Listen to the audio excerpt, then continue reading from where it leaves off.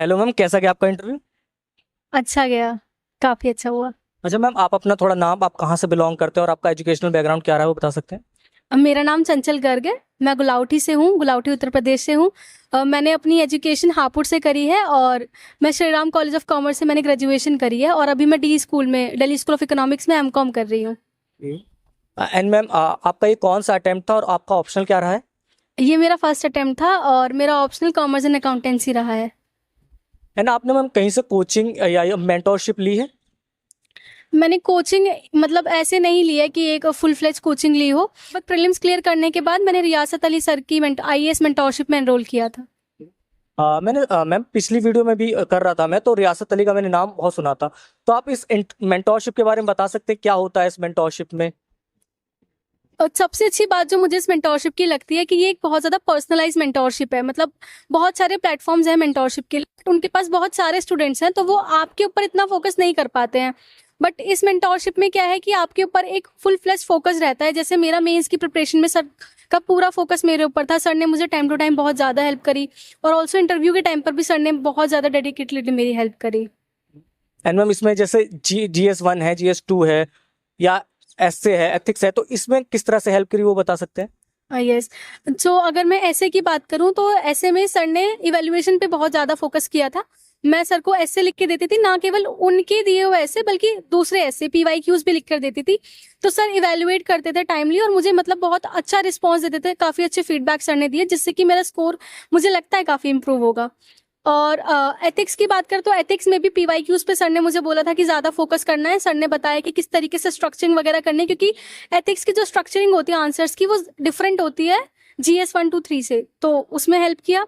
बाकी GS1 2 3 के लिए सर ने टेस्ट सीरीज मुझे काफ़ी अच्छी प्रोवाइड करी। काफ़ी कॉम्प्रिहेंसिव क्वेश्चंस थे कि जो मेरा करंट अफेयर्स था वो काफ़ी अच्छा रिवाइज हो गया। स्टैटिक में मेरा साथ के साथ रिवाइज होता चला गया। एंड मैम, जब आप आए तो जैसे स्टार्टिंग में जब आप ऐसे लिख रहे थे तब कितने नंबर आ रहे थे, और जब रियासत सर के पास आप पढ़ रहे थे तब कितना इंप्रूव हुआ? कितने मार्क्स में आपके नंबर आ रहे हैं वो बता सकें? अब मैंने रियासत सर के अलावा और कहीं से टेस्ट सीरीज वगैरह ज्वाइन नहीं करी थी, तो मार्क्स तो ऐसे सच मतलब मुझे मिले नहीं थे। बट स्टार्टिंग में अगर मैं बात करूं तो तब मैं सर के पास स्टार्टिंग में गई थी तो मेरे मार्क्स अराउंड 40 50 थे। बट एंड तक आते आते मुझे सर मतलब हाफ मार्क्स से अराउंड वन एक ऐसे में मुझे 70 मार्क्स भी मिलने लगे थे। तो काफ़ी ड्रास्टिक इम्प्रूवमेंट हुआ था ऐसे में तो। एंड मैम, जैसा कि आपने बताया SRCC से, आप SRCC एकदम से खुद ही इतना बड़ा ब्रांड है बीकॉम में। जो भी कॉमर्स का स्टूडेंट होता है उसका एक सपना होता है कि वो SRCC से पढ़े। तो SRCC से करने के बाद आपका ये UPSC की तरफ रुझान कैसे हुआ? मैंने ग्रेजुएशन में SRCC में एनरोल किया था, बट क्योंकि मेरी जो बैच है वो कोविड एरा के टाइम का है तो मेरे पास बहुत ज़्यादा टाइम था सेल्फ इंट्रोस्पेक्ट करने के लिए। तो मेरे एक और मेंटोर हैं, मतलब 12th क्लास के मेंटोर हैं, तो उनका ये सजेशन था मुझे कि मुझे इस तरफ जाना चाहिए। और क्योंकि मेरे पास समय भी था तो मैंने सोचा कि मैं एक बार इसको मौका दूं, और फिर जब मैंने इसको पढ़ा तो मुझे इंटरेस्टेड लगा, तो इस तरीके से मेरी जर्नी शुरू हुई।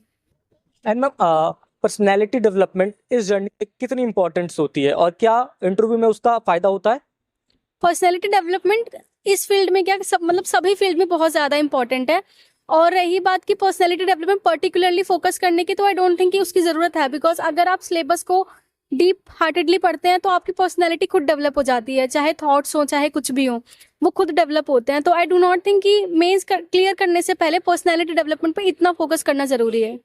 एंड अभी जस्ट 3 महीने के अंदर प्रीलिम्स आने वाले हैं, तो जो स्टूडेंट्स हमें देख रहे हैं वो प्रीलिम्स की कैसे तैयारी कर सकते हैं? आपकी स्ट्रेटेजी क्या रही थी वो बता सकते हैं? मेरी स्ट्रैटेजी प्रीलिम्स की बस 3 फैक्टर्स पे थी। पहला, स्टैटिक पोर्शन को अच्छे से रिवाइज करना।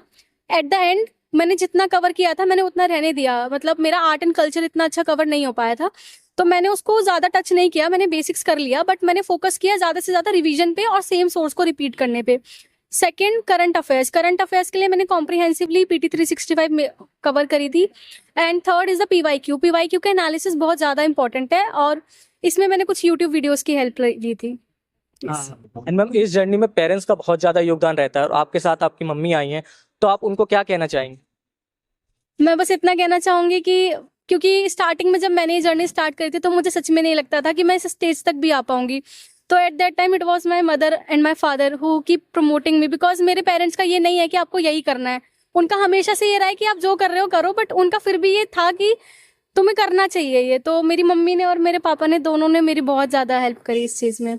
उन्होंने कभी डिमोटिवेट, मतलब अगर मैं हुई भी तो उन्होंने कभी ऐसे डिसहर्टन नहीं होने दिया मुझे। एंड मैम आपकी डॉटर यहाँ तक पहुंची हैं, तो आप उनको क्या कहना चाहेंगे, आपको कैसा फील हो रहा है? बहुत अच्छा फील हो रहा है।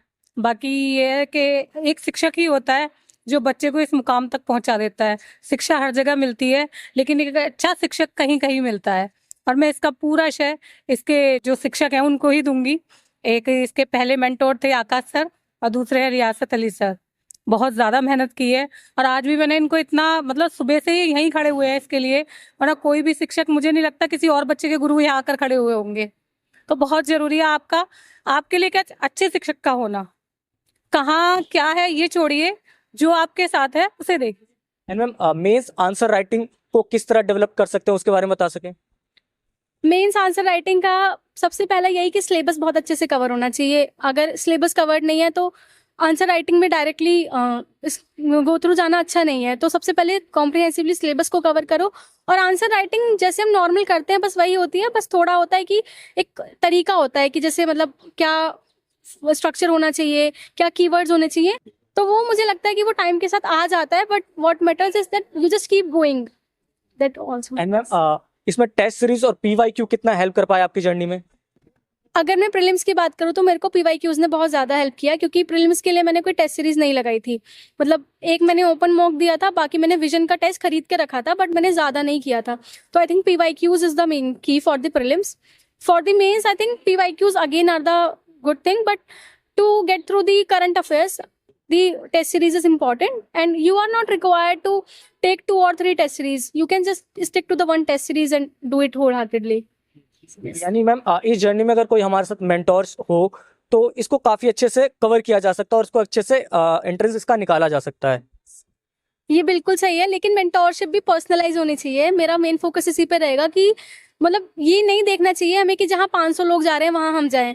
जहाँ 10 लोग जा रहे हैं और वो मेंटोरशिप क्वालिटेटिव है तो हमें वहां पर स्टिक होना चाहिए। डाउट्स आते हैं इनिशियली, मुझे भी आए थे स्टार्टिंग में डाउट्स कि यार मैं मतलब रियासत सर के पास जा रही हूँ, इतना स्टार्टिंग में मैंने भी नाम ज़्यादा नहीं सुना था।